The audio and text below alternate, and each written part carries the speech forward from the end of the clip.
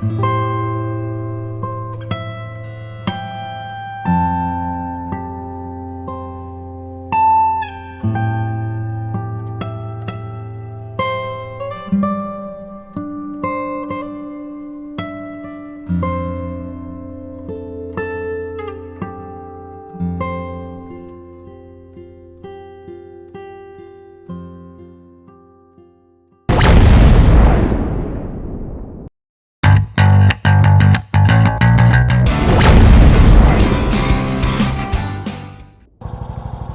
kaibigan, mamasyal tayo Kaganhaw to Banagbog Road Link.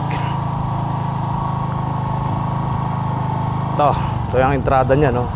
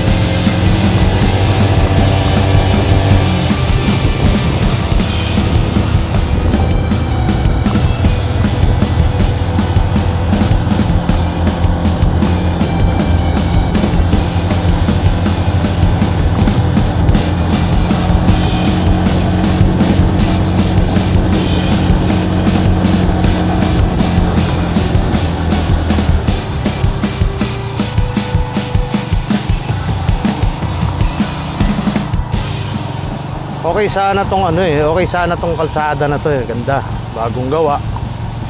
At malaking tulong sa mga kabarangay natin at saka sa mga kalapit barangay pa.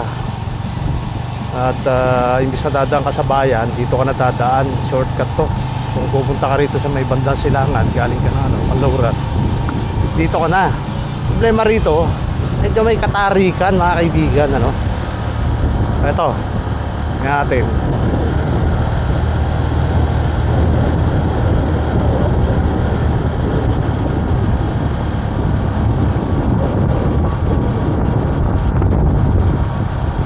Ito, napakatarik na itong bahaging to, sobra.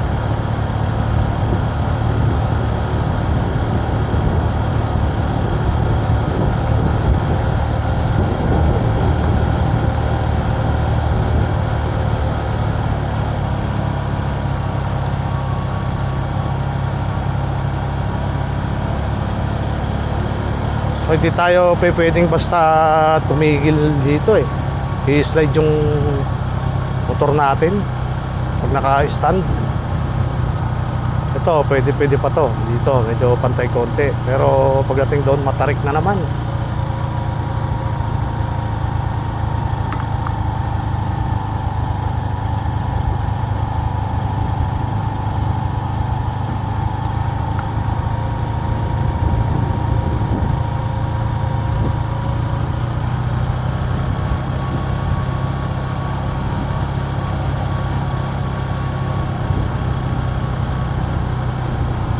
Ayan o, ito nyo o, may mga busy pa yung mga trabador. Naglalagay sila ng asfalto, yung mga pagitan ng ano, buhos ng semento, nalagyan na lang asfalto. Tarik ng dinaanan natin na yan. Ano, kita nyo naman, ugong yung motor eh, pataas.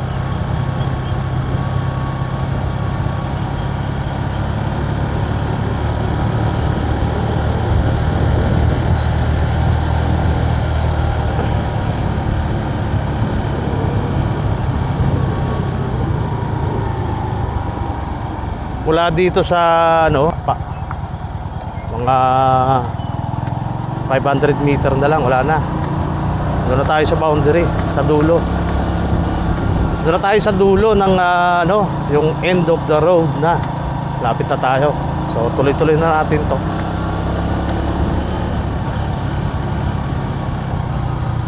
Ayun. Ayan na, sapa uli. At yun, doon na tayo sa dulo.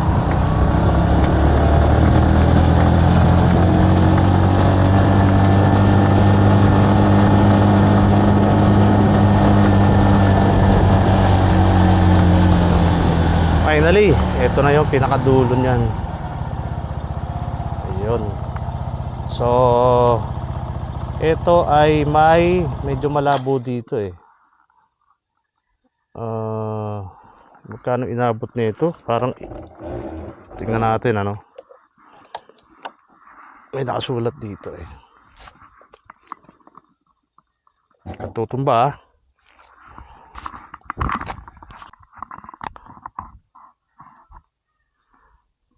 Medyo ano na oh. May mga damo-damo ng umano doon sa ano. Dalawang stage pala to. June 15, 2023.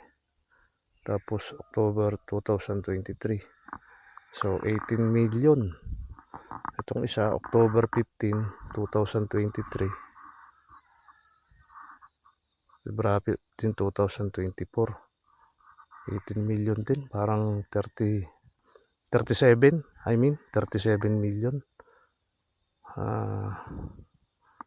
Hindi ko lang alam kung gaano kalayo, pero approximately sa tansya ko mga 2 to 3 kilometer itong diversion na to.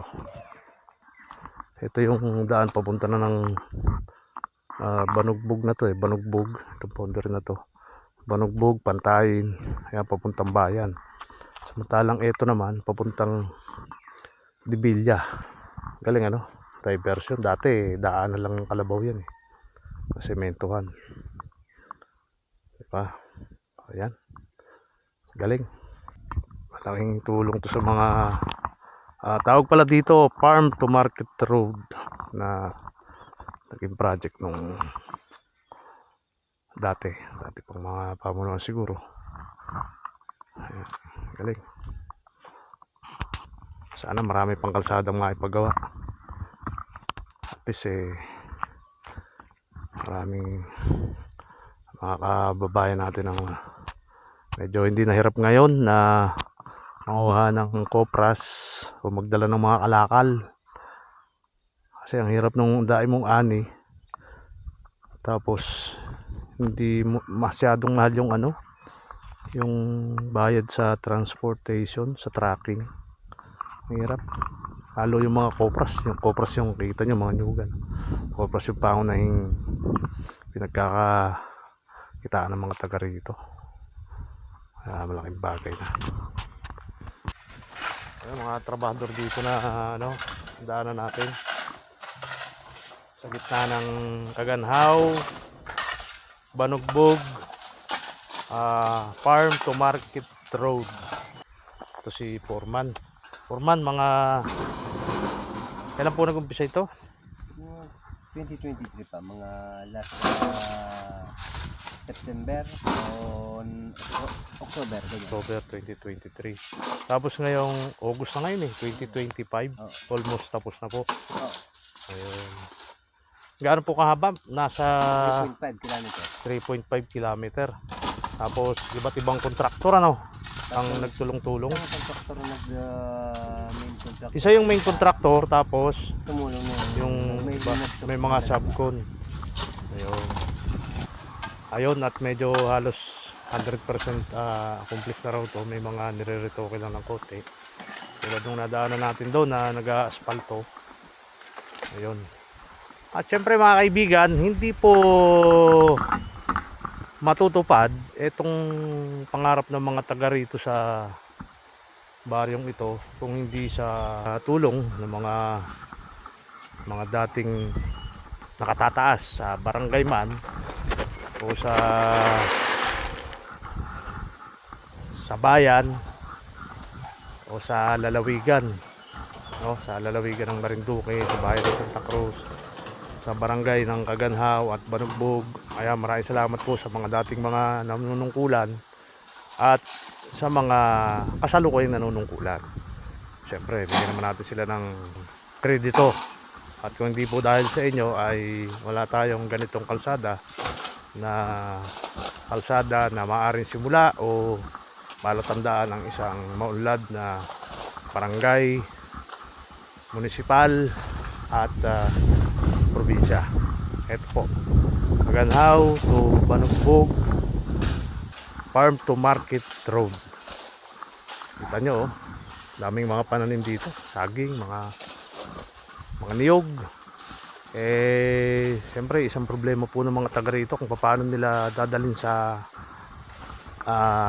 pamilihan ito ng hindi gumagastos ng malaki sa transportasyon. Kaya saludo po kami sa inyo, mga barangay official, government official, siyempre sa bayan ng Santa Cruz at sa lalawigan ng Marinduque. Maraming salamat po sa tulong ninyo. Malaking bagay po sa aming mga mahihirap ang ganitong kalsada. Sige po, at maraming salamat sa inyo. Hanggang dyan na lamang po tayo. Salamat sa panonood. Bye bye.